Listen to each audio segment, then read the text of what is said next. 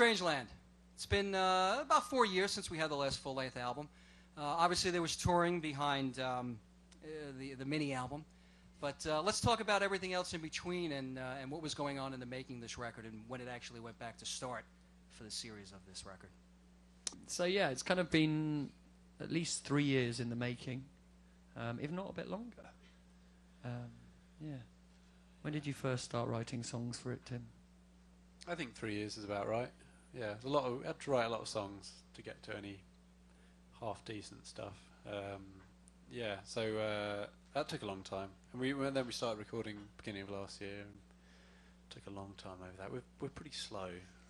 We have a lot of tea breaks, little time in the pub. How many songs did you write before you got to the halfway decent ones? Well, I wrote about 80 altogether, and well, funnily enough, Sovereign Light Cafe, which is kind of definitely feels like one of the main songs on the album, was I think pretty much the first one. And then there was like a really bleak patch of just about 65 songs in between. Crap, yeah. Yeah, you know, I find I sort of write probably 5 songs at least to get to every sort of really good one, or what I consider to be really good anyway, you know. Yeah, and then he emails it to us and we all say we hate it. Yeah. Did you spend more time on this album as opposed to previous ones? And not so much the writing process of it, but actually going into a studio and recording it and rehearsing and getting it down. Was it longer than previous ones, or about the same for what you normally do? I think there was a sense of, instinctively, we wanted to get back in a way to the spirit of how we went about making Hopes and Fears, which was, yeah, well, you can't entirely do that, but with that album, obviously, you know, we had a long, long time, in fact, most of our lives up until that point, to write that record.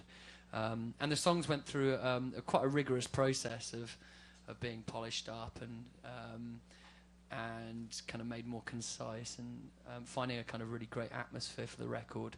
And also doing a lot of kind of pre-production before we committed the songs to a proper record. So with this album, yeah, we did spend quite a bit longer. Obviously, yeah, again, started with Tim's writing, giving him longer to write, and then we spent about 6 months, would you say, in Tim's studio in Sussex, in England, and we just sort of rehearsed the songs into shape, and we were recording as we went along, but they weren't the sort of finished article, and then we sort of finished it sort of during the last few months of last year.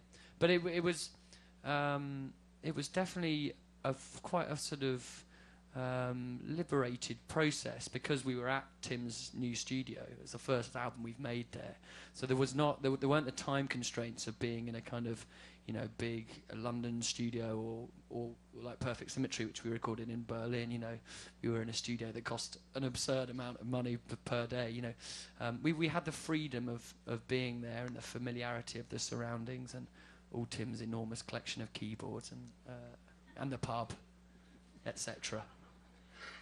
You brought up Hopes and Fears, and as I was telling Tim before, I mean, I feel with this record, and it's not taking anything away from previous records, but I feel that, you know, the vibrancy and like that first time putting out a record atmosphere is on this record. It's like you listen to it and fun and smiles is coming out of this record for whatever reason. Is that something that you didn't really realize, or it's just, you know? I think I'd agree with that. I think we probably know ourselves as a band better than we ever have done, in a way. Is that true? No. Yeah, probably. I think it's you know, there was definitely a lot of confidence when we started it, because we spent all that time writing the songs. You don't have that feeling where you go into a studio and you sort of think, well, we've got kind of 5 good songs and 3 which are kind of okay, and then hopefully we'll write some more before, like, you know, we have to finish recording. So and when you're a touring band, you're often under that pressure, because you tour a record into a record and suddenly realise you've got to make another one, and you haven't written enough songs, and you go into the studio in a big panic, and you know, and I think that brings a certain kind of nervousness to proceedings, which we probably felt with our second and third albums. And with this one, we just, like Tom said, we took our time, and I think as soon as we started, we just thought, like, we've got a really strong set of songs here, and from that moment on, you've got a lot more space to experiment and have fun and enjoy it without worrying that the sort of the basic thing is flawed. I mean, maybe it hits me even more so feeling like the first record because of, and correct me if I'm wrong, and I don't think I am, but Perfect Symmetry more of an experimental and an adventurous record than previous ones? For sure. Yeah, definitely. You know, we just went to Germany and went to a bar quite a lot, and That theme's cropping up a lot, isn't it? yeah, we found a really good bar that was open like 7 days a week, 24 hours a day, except for Wednesday afternoons. So we went to the studio on Wednesdays.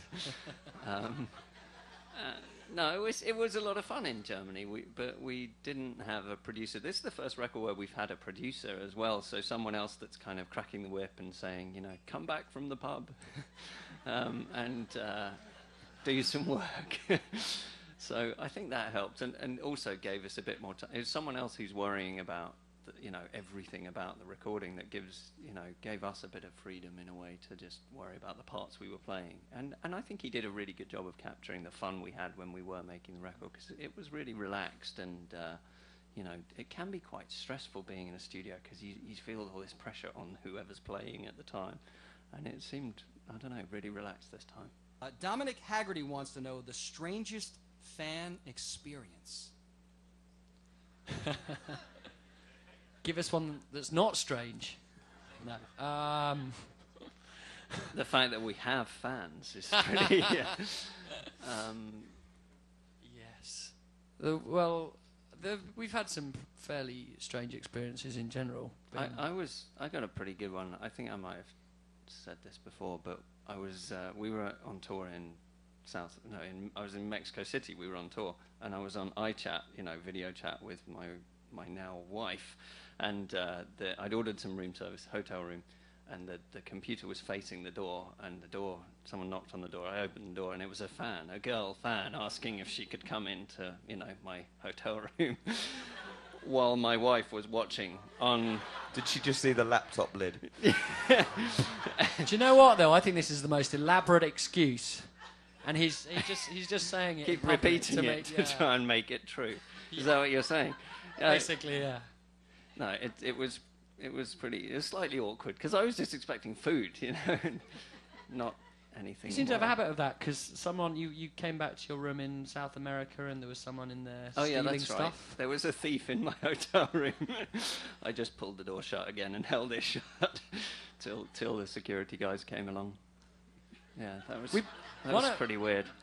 We did an acoustic show like this on the Great Wall of China last year, which has to be one of the more strange experiences that we've ever had. It was amazing. Like these poor guys having to carry it wasn't a baby grand, but it was a proper upright piano up the steps, knocking chunks off the Great Wall of China as they went. And then we were sat up there playing our music with the Great Wall of China, so snaking back over the hills. That was a pretty magical experience. Lisa Quackenerney, I believe is how it's pronounced, wants to know, Tom, That's a made-up name. Yeah. Fascinating woman. Tom, what is your favorite sandwich? Don't say duck. Well, do you know what? Or man.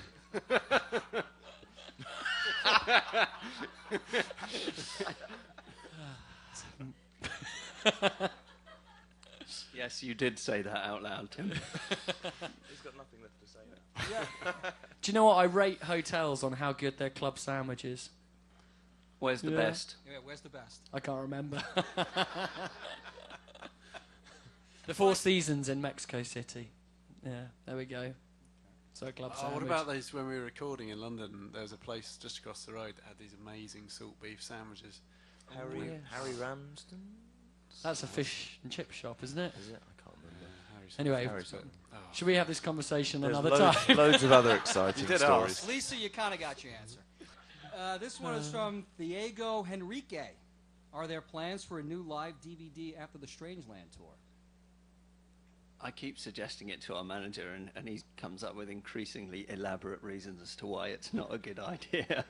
I don't know if we all just look really old and fat now or something. He just doesn't want us to see it. We could make it a comedy video. I think the last one was Yeah. Oh no, that was a horror. Yeah. Kyler Briscoe wants to know, will you be attempting any more collaborations like the one you did on Night Train? And if so, or if not, maybe if you're thinking about it, who would you really like to work with? It'd be nice to do some more. We really enjoyed it a lot, and you learn so much. That's the best thing about it, I think. You sort of it sort of frees you up to be like a completely different kind of band. You suddenly, when we were working with Keane on it, we suddenly started playing like a completely different band. But yeah, I don't know. I think it's time for a boy-girl duet. I think Tom needs to, Team up with a boy. There are some really great British singers around at the moment, and Tom. Yeah, so I don't know, like Lily Allen or Florence, or I don't know. There are some really great sort of female British singers around that I think it would be really fun. And Tim's written a couple of really dark, sort of slightly gothic songs. I think we should do a sort of gothic duets EP or something. That would be pretty fun.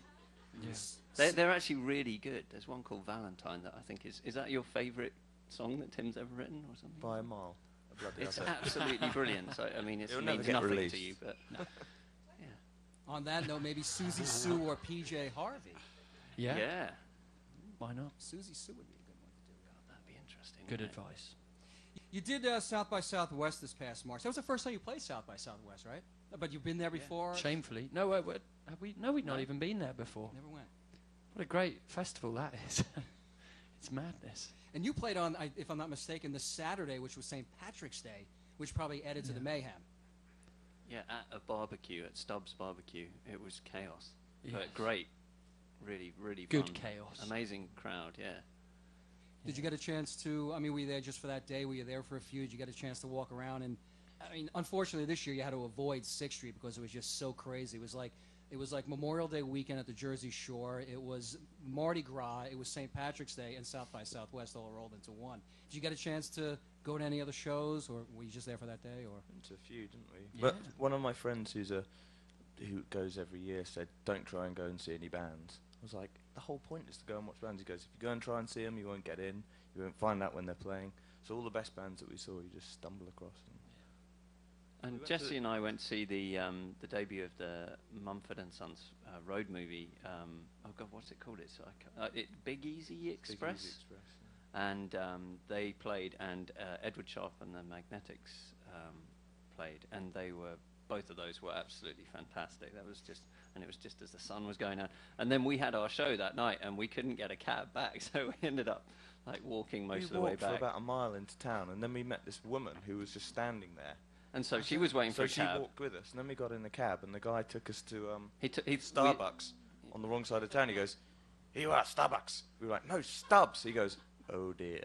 It's like, so we And got this was to like- Stubbs, and we were like pushing through the crowd, hi to all our friends, and like poor Colin, our tour manager, was palpitating and turning white, and we walked straight onto stage and played, looking like shit. well, we want to thank you. Strangeland, the new album, as I said, just a brilliant, brilliant record. I think everybody agrees. Thank you. Thank everybody for being here this afternoon and enjoying Thanks this. a lot. Thank you very much, everyone. Tom, It's very Tim, kind Richard, of and you. Jesse of Keane, thank you very much. Thank you.